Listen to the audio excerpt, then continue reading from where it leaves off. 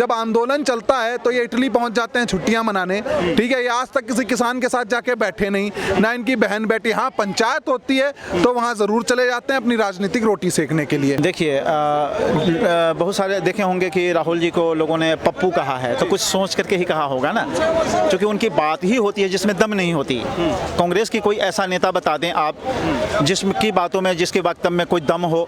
बेकार की बातें करते रहते हैं, लड़ाई झगड़े की बात करेंगे, देश तोड़ने की बात करेंगे। तो मैं तो कहता चाहता हूँ कांग्रेस की तो पूंछ रह गई है, आने वाले समय में पूंछ भी गायब हो जाएगी, क्योंकि इसकी सच्चाई और झूठ सब आता है। इतने टाइम तक तो राजीव गांधी के टाइम पे तो इन पर गोलियां लट चढ़वा दी इन्होंने, किसने किसान मारे गए।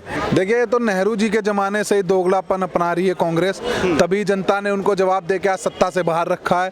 कहाँ है, पूरे 60 साल राज करने के बाद आज उनको 60 सीटें नहीं मिलती हैं, ठीक है। और जो रही बात महापंचायत की, जो ये प्रियंका गांधी कर रही हैं, ठीक है, ये सब नाटकबाजी है। इनको कोई किसान हित की नहीं पड़ी, कोई किसानों से इनको प्रेम नहीं है, ठीक है। इनको सिर्फ अपनी राजनीतिक रोटी सेकनी है बस, और कुछ नहीं। सर, 2022 में यूपी का चुनाव भी आने वाला है, तो ये कहा जा रहा है ये पूरी तैयारी चुनाव जीतने की हो रही है। देखिए, चुनाव तो वो दूर दूर से, अब जितने भी इनके पहले भी आपने देखा होगा, गठबंधन के साथ लड़े तो भी इनकी जमानतें जब्त हो गई। आने वाले समय में भी यही हाल इनका होगा, ठीक है। और रही बात किसानों के हित की, किसानों का हित इन्होंने कभी नहीं किया, ठीक है। ये सिर्फ गुमराह करते हैं, किसानों के नाम से लोगों को गुमराह कर रहे हैं, किसानों को गुमराह कर रहे हैं। कांग्रेस पार्टी के जितने भी ये हैं, आपके प्रियंका गांधी, राहुल गांधी, ठीक है, जब आंदोलन चलता है तो ये इटली पहुंच जाते हैं छुट्टियां मनाने, ठीक है। ये आज तक किसी किसान के साथ जाके बैठे नहीं, ना इनकी बहन बेटी। हाँ, पंचायत होती है तो वहाँ ज़रूर चले जाते हैं अपनी राजनीतिक रोटी सेकने के लिए। जी सर, कांग्रेस ने अभी ये भी कहा कि 70 वकीलों की टीम उतारेगी ताकि जो 26 जनवरी को लोग पकड़े उन्हें हिरासत से बाहर छुटाने के लिए। देखिए, 26 जनवरी को जो इन्होंने शर्मनाक हरकत करी है, उसमें जो हमारे जवानों के चोट लगी है, जिनके हाथ काटे गए, उनका हालचाल लेने प्रियंका गांधी, राहुल गांधी या कोई भी पार्टी का नेता अस्पताल में नहीं जाता है। पर हाँ, जो उसके गुनहगार थे, जिन्होंने ध्वज का, राष्ट्रीय ध्वज का अपमान करके वहाँ खालिस्तान का झंडा लहराया, उनके जमानत के लिए, उनकी रिहाई के लिए प्रियंका 70,000 वकील खड़े कर देंगी। ये देशद्रोहियों के साथ रहने वाला इनका वो करना है। चाहे वो दिल्ली दंगों में पकड़े गए लोग हैं, उनकी रिहाई की मांग करती हैं। आप बताइए, कांग्रेस का ये अच्छा काम किया? कांग्रेस ने अपने राज्य में काम नहीं किया, 55 साल के उसमें है, तो क्या आप कांग्रेस किसानों के लिए अच्छा काम करेगी? ये तो खुद एक हंसी और मजाक का विषय बना रखा कांग्रेस ने। और जो अपने किसी के बारे में बताते हैं कि हमने पढ़ा है, और कभी भी अध्ययन उन्होंने किया नहीं होता। अध्ययन किया भी होता है, उनका काम है प्रतिविरोध करना।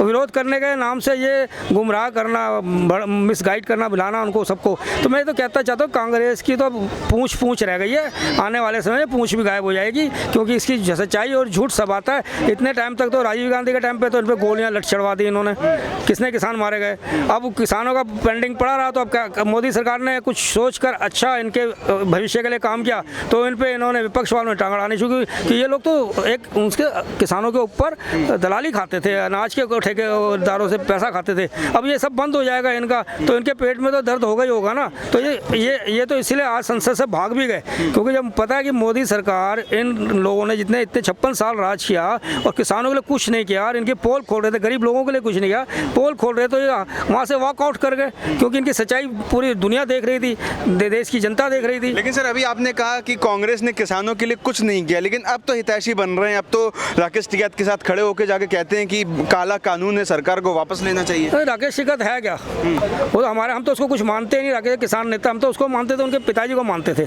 जो एक ठोस नहीं। ये तो कभी उनके विदेशियों के हाथों बिक जाता है, एक ही बोली बोलता है, उनके कहने पे करता है। हम 26 जनवरी को वो करेंगे, वहाँ पर यात्रा निकालेंगे। उसके बाद वो किसान टिकैत ये कहता है कि भाई हम तो वो हैं। अब देखो ना किन लोगों से इन्होंने हाथ मिला रखा है। जिन लोगों से हाथ मिला तो पूरा देश देख रहा है, जनता देख रहा है। मैं तो इस पर तो रसूखा चले, दूसरा जितना भी लॉस हुआ है उसको सरकार इनसे पूर्ति करे, तभी आगे हम लोगों को, देशवासियों को थोड़ा तसल्ली होगी। सर, 2022 में यूपी इलेक्शन है, उसकी तैयारियां कर रही है क्या कांग्रेस? बिल्कुल बिल्कुल, कांग्रेस क्या, और वो मुलायम सिंह का बेटा अखिलेश, वो भी तैयारी करने में लगा है। वो भी किसानों को, उन्होंने अपने टाइम पे क्या राज्य किया, उन्होंने तो बाबरवादी चलाया उसमें अपने टाइम पे। इन्होंने जो मंदिर निर्माण पे और अपने उसके लिए इन्होंने गोलियां चलाई। मैं तो ये कहना चाहता हूँ, ये जो है ना प्रियंका एक पूरे नाटककार है।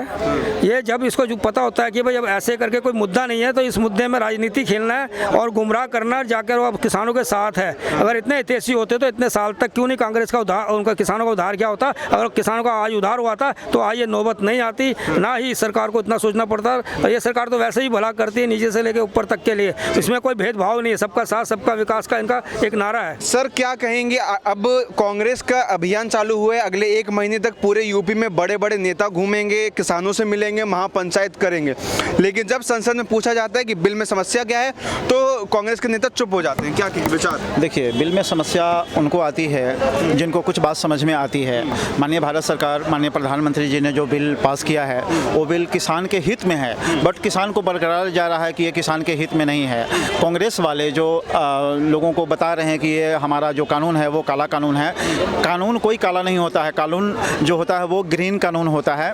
कांग्रेस कब से सोचने लगी किसान के हित की, वो कभी ना सोची है, किसान के हित की ना सोचेगी। तत्कालीन प्रधानमंत्री मनमोहन सिंह जी थे, उन्होंने ये बिल को लाया था, बट उनका सेशन समाप्त हो गया, कार्यकाल समाप्त होने की वजह से ये लागू नहीं हो पाया था।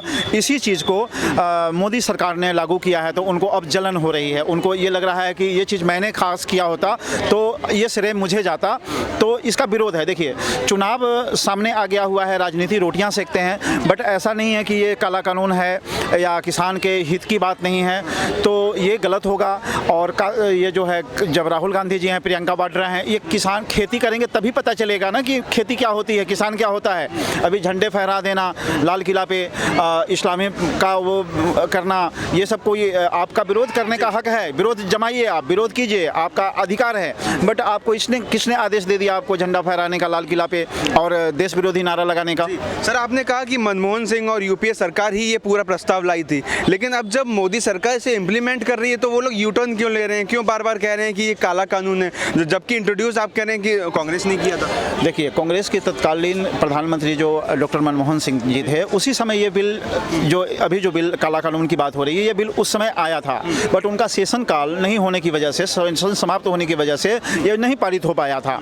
तो ये जो है अभी बीजेपी की जो गवर्नमेंट बनी है तो माननीय आदरणीय मोदी जी ने इस बिल को पारित कराया है, तो अब इन लोगों को तकलीफ हो रही है कि ये बिल हमें पास कराना था तो इन्होंने पास क्यों करा दिया इसको, इस बात की विरोध है। देखिए, किसानी विरोध नहीं है, बिल विरोध नहीं है, विरोधी मोदी का है। ये लोग सोचते हैं कि मोदी को कैसे हटा जाए, इसको मोदी गवर्नमेंट को कैसे बदनाम किया जाए, मोदी सरकार को कैसे बदनाम किया जाए, तो ये बात है और किसान की बात कोई नहीं है। सर इस किसान आंदोलन के नाम पे ये देखा जा रहा है कि राजनीतिक नीतियां बनने लगी हैं सरकारों की, विपक्षों की, कांग्रेस की, कि कांग्रेस बार बार जा रही है राकेश टिकैत से, कहीं कोई मुलाकात करता है, कहीं अलग अलग किसानों से करता है। तो 2022 में यूपी का चुनाव है, क्या उसको लेके पूरा जो तस्वीर है साफ की जा रही है? देखिए, 2034 तक, 24 नहीं हम कहेंगे, 34 तक कांग्रेस ये सपना ना देखे कि हमारा सेंट्रल में सरकार होगी, और राज्य की तो आप देख ही रहे हैं क्या होने वाला है। और आप चुनाव बैक करने के लिए आपको बहुत कड़ी मेहनत करनी होगी, ज़मीन हकीकत को जानना पड़ेगा, आप ऐसे किसी का विरोध करके आप सत्ता नहीं पा सकते। सर आज लोकसभा में नरेंद्र मोदी जी ने कहा कि कांग्रेस लोकसभा में कुछ और बोलती है, राज्यसभा में कुछ और बोलती है, अब कंफ्यूज्ड पार्टी बन गई है। मतलब एक समय की देश की सबसे पुरानी पार्टी अब कंफ्यूज्ड पार्टी बन गई है, आपके क्या विचार हैं? देखिए, बहुत सारे देखे होंगे कि राहुल जी को लोगों ने पप्पू कहा है, तो कुछ सोच करके ही कहा होगा ना, क्योंकि उनकी बात ही होती है जिसमें दम नहीं होती। कांग्रेस की कोई ऐसा नेता बता दें आप जिसकी बातों में, जिसके वक्तव्य में कोई दम हो, बेकार की बातें करते रहते हैं, लड़ाई झगड़े की बात करेंगे, देश तोड़ने की बात करेंगे, है ना, ये सब बातें करते हैं वो। देश कैसे चलेगा, समाज कैसे सुधरेगा, हमारा किसान का भला कैसे होगा, ये नहीं सोचते, राजनीति करते हैं, केवल सत्ता पाने के लिए राजनीति करते हैं और कोई विशेष बात नहीं है। सर ये कहा जा रहा है कि किसानों के कंधे पे बंदूक रखकर अब चला रहे हैं पॉलिटिकल जो विपक्षी लोग हैं, इस पर आपकी क्या विचार? देखिए, किसान को समझना होगा, किसान को जो बरकरार रहे हैं लोग, तो किसान को समझना होगा कि हम किसी के बहकावे में ना आए, जो सरकार हमारी हित की कर रही है उसका सोचे, आपके भले के लिए। कोई भी जो पेरेंट्स होते हैं, देश का गार्जियन हो या घर का गार्जियन हो, कभी बच्चों के लिए बुरा नहीं सोचते हैं। हमारा जो किसान है उसके लिए भारत सरकार कभी बुरा नहीं सोचती है,